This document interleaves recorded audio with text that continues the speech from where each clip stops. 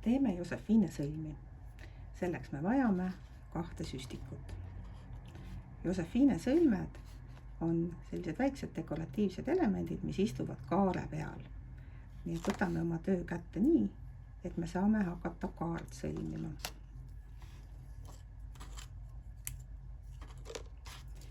Ja sõlmime kõigepealt 6 paaris sõlme.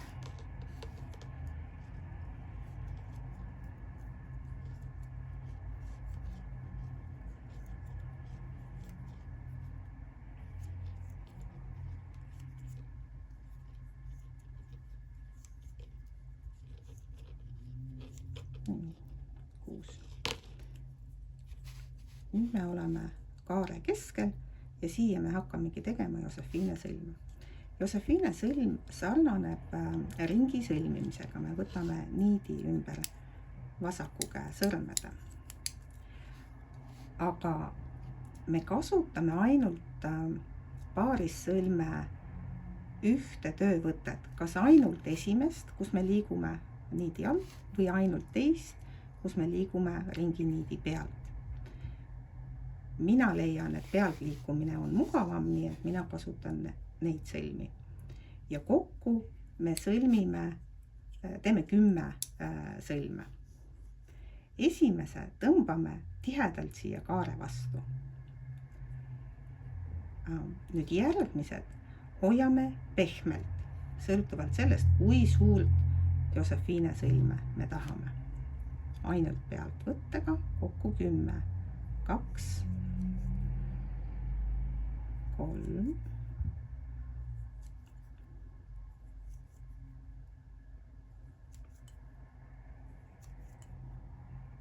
8, 9 ja 10. Ja tekkis selline pehmete sõlmede rivi. Et selline ühepoolsete sõlmede kasutamine ajab niidi eriti keerdu. Et seda kokkutõmbamist natukene hõlbustada, me kukutame süstiku siit ringi niidist läbi teisele poole ja tõmbame ringi kokku.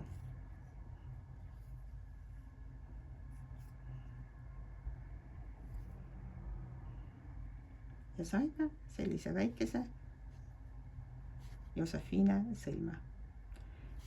Nüüd võtame niidi tagasi sõrmedele nii, nagu me kaart sõlmime. Kuid enne, kui me jätkame kaare sõlmimist, me teeme siia veel ühe Josefiine sõlme, selle sama, mida me kasutasime siin eelnevalt. Ehk siis, kui te kasutasite esimest töövõtet, siis tuleb teha esimene, mina kasutasin teist, siis ma tulen sellega siit ja tõmban selle tihedalt siia Josefiine sõlme alla kokku. See täidab selle tekkinud tühimiku siin. Ja nüüd ma jätkan kaare sõlmimisega, teen 6 paaris sõlme.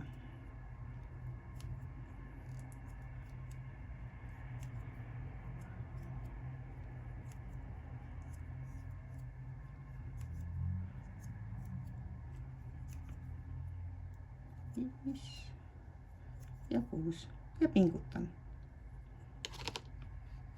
Ja ongi Josefiine sõlm tehtud.